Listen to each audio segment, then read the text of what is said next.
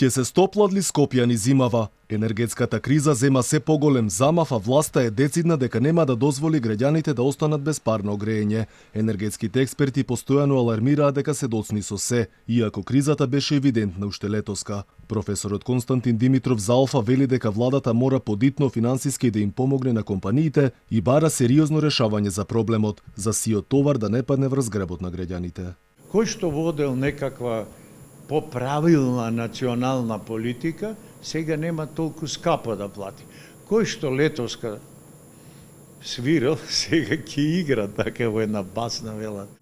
Не се решава во енергетика ништо преку ноќ. Се планира секогаш на 10 години однапред. Па се гради и потоа се користи. Не може вие сега. Има итно решение. Преку ноќ може. Ама е многу скапо. Па што знам, еве владата нека зголеми на сите платите пута 2, лесно ќе биде да ги платиме по скапени цени за грејење и електрична. Ама од кај ќе најде пари? Економијата е легната на колена. Немаме производство, немаме извоз доволно.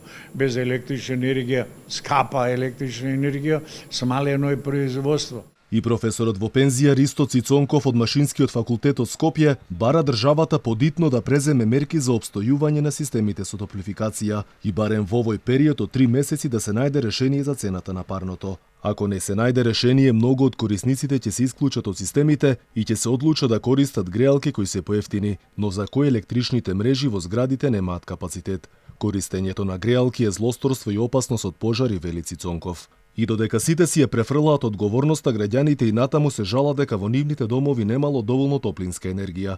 Реакции стигаат од Центар, Аеродром, Карпош, Бутел, Капиштец, Скопје, Север и Топанско поле. Многу слабо, за никаде. Ја во Центар сум тука, никогаш како годинава. Ама ништо ова годинава е безобразлук. Негде е послабо, некако што беше. Го има, ама не баш како други години, да кажам. Сметам дека сите граѓани со тоа што нели си ги плаќаат редовно сметките треба да си ги добијат сите своји услуги.